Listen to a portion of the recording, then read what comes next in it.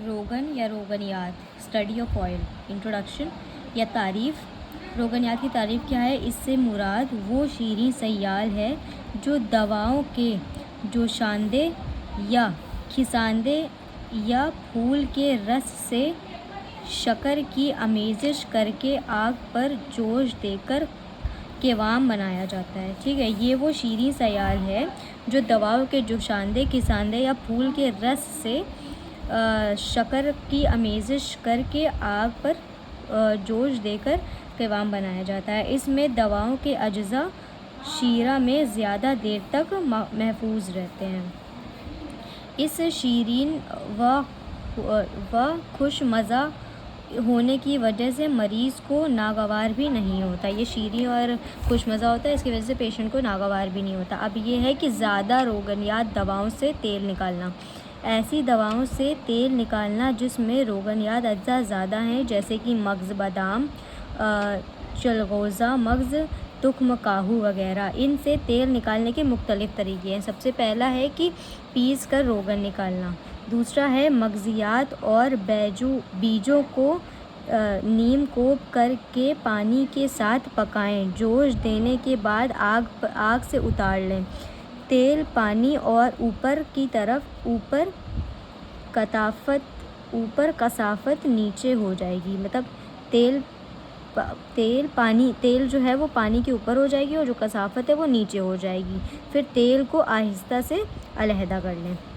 तीसरा तरीका क्या है कि मगज़ियात को नीम कोप करके थोड़ी मिश्री और थोड़ा पानी मिलाकर नीम गरम निचोड़ दें। यह है तीसरा कि मगज़ियात को नीम कोप करके थोड़ी मिश्री और थोड़ा पानी मिलाकर निचोड़ दें। नीम गरम करके निचोड़ दें, उससे भी निकल आएगा। फिर चौथा है कि मगज़ियात और बीजों को दरा कूट कर इसमें मिश्री और पानी मिलाएं।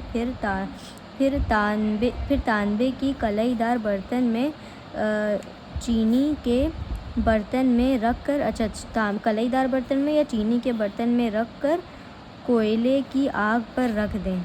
गरम हो जाए तो उसके बाद चम्मच से दबाकर बर्तन में तिरछा लें, मतलब बर्तन से निकाल लें। फिर पांचवा है कि मगज़, तुख्म, कद्दू, तुख्म काहू को बारीक पीस कर लुगदी बना लें। फिर आग पर रख के गरम कर लें, खूब ज़ोर से मिलाएं। इस तरह भी तेल अलग हो जाएगा ज़्यादा मगज़ से। अब उसके बाद कम रोगनियात दवाओं से कैसे निकलता है? कलाईदार देगची में निसफ़ हिस्सा तक पानी भर दें, इसे बारीक कपड़े से बंद कर दें और दवा को नीम कोप करके फैला दें।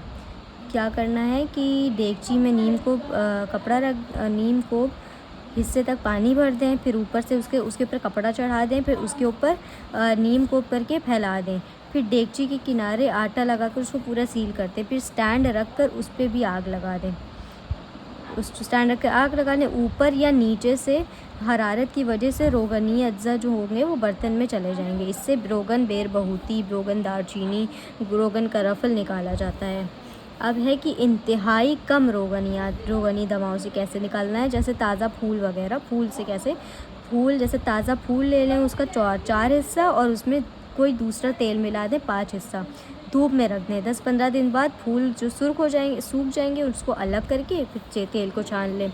फिर फूल का रस या तो ले लें 3 हिस्सा, तेल ले लें 2 हिस्सा, उसको खूब ज़्यादा पका लें, फूल का पानी, और फिर उसके बाद उसको जोश दे लें। फूल का पानी उड़ जाएगा, तेल बच जाएगा। इसको ऐसे रोगन बाबूना बनता है। फिर है खुश्क फूल का जोशांदा बना के छान ले, उसमें दूसरा जो है तेल मिला दें, फिर उसके बाद उसको आग में रख के पका दें, पानी उसका जल जाएगा तो महफूज कर लें। फिर हैं जी टाइप्स ऑफ ऑयल, ये इंग्लिश में है पूरा। According to physical properties oil are divided into 3 categories: drying, semi drying and non drying. Types of oil according to physical properties के बेसिस पे 3 टाइप का: drying, semi drying and non drying. Like less than 150 and 100 to 150, 70 to 100। अब 2 तरह के oil होते हैं वैसे देखा जाए तो, फिक्स्ड ऑयल और वोलाटाइल ऑयल या वेजिटेबल ऑयल या रोगन कसीफ इसको बोलते हैं। The oil which is derive from seeds, nuts and vegetables like olive oil, almond oil, coconut oil, sunflower oil etcetera. These are edible oils and they are solid, semi solid and liquid. Now the essential oil को बोलते हैं रोगन फरारी। These are odorous volatile principle of derived from plants and animal sources.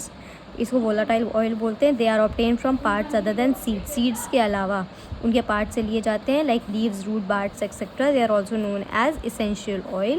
They have an essence in it like tea tree oil, rosemary oil, clove oil, peppermint oil. Difference क्या है कि they volatilize at non room temperature, they do not volatilize in non, मतलब evaporate नहीं होते fixed oil. ये extract कैसे किए जाते हैं? By distillation, and these are extracted by extraction method. इसका कोई भी स्पॉट नहीं आता और इसमें स्पॉट आता है वेजिटेबल ऑयल वगैरह। They have high refractive index, they have low refractive index.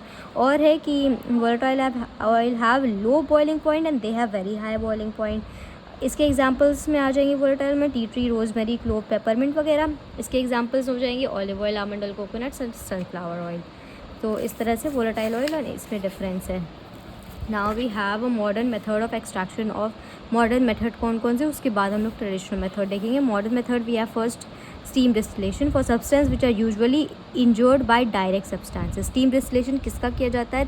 For the substances which are usually injured by direct heat like clove, cinnamon, etc. Steam is passed through the mixture generated by other chambers and piped into containers having trucks. Vapor contain volatile oil are introduced in it and condensing chambers.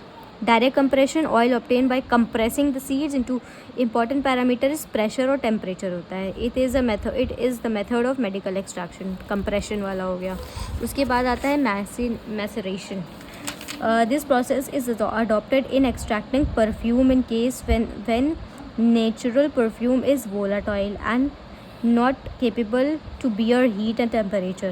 The substance is sieved into fixed oil or spirit or water and left undisturbed in temperature, room temperature for 48 hours. उसके बाद होता है inflorescence. This method uses cold fat as fat will absorb essential oil. Thin layer of fat spread over the sheet. Freshly picked flowers spread over the sheet and left for 20 hours. Fat absorb all the perfume which is called pomade. Then it is washed in alcohol until all the perfume is transferred to alcohol. अब कुछ इसमें traditional methods आते हैं। Traditional method में सबसे पहला है पाताल जंतर। पाताल जंतर में क्या करना है कि एक आतिशी शीशी पर एक कपड़ा लपेट दें जिसमें दवा से तेल निकालना हो, और फिर जिस दवा से तेल निकालना हो उसको नीम कोप करके शीशी में डाल दें। मुंह पर छन्नी लगा दें, फिर उसको घड़े के पेंदे में अलग करके फिर क्या करना है, फिर एक घड़े का पेंदा लेके उसमें उपले रख दें। पेंदा अलग करके उस पर उपले रख दें। फिर शीशे के मुंह को कोई नीचे बर्तन रख दें। हरारत की वजह से तेल टपक के नीचे गिर जाएगा। अरे ये इस तरह से है। अच्छा, यहाँ पे स्टैंड लगा के एक शीशी रख दें, उसमें छलनी लगा दें, एक डेगची ले लें, उसके ऊपर उपले रख दें। फिर यहाँ पे जो हरारत जो जाएगी उससे जो है यहाँ का तेल निकल जाएगा। दूसरा क्या है कि एक घड़ा के पेंदे में सुराख करें और उसमें शीशी अंदर से दवा, देखो एक घड़ा का पेंदा लें, उसमें बीच में सुराख कर दें और शीशी को दवा भर के उल्टा करके रख दें।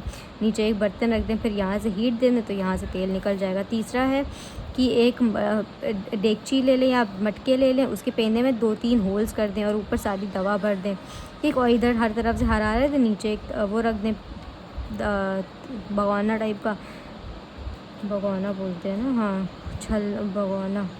नीचे एक मटका रख दें, उससे यहाँ पे एक्सट्रैक्ट हो जाएगा। तो ये हो गया पाताल जंतर ये हो गया। अब होता है गर्भ जंतर। गर्भ जंतर में सारा एक के अंदर एक होता है, इसलिए इसको गर्भ जंतर बोलते हैं। देगची ले लें, एक स्टैंड स्टूल रख के एक और उसमें रख दें, यहाँ पे सारी दवा रख दें, नीचे हीट दे दें, यहाँ से यहाँ ठंडा पानी रख दें, यहाँ से यहाँ तेल नीचे आ जाएगा।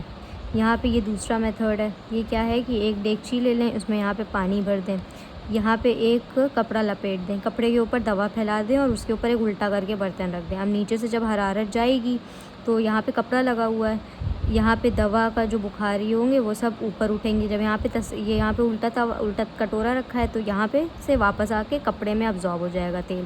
फिर कपड़े को निचोड़ लें, फिर उसको गर्म कर लें, जिससे कि तेल अलग हो जाएगा, पानी अलग हो जाएगा। फिर एक होती है कोल्ड प्रेस मशीन।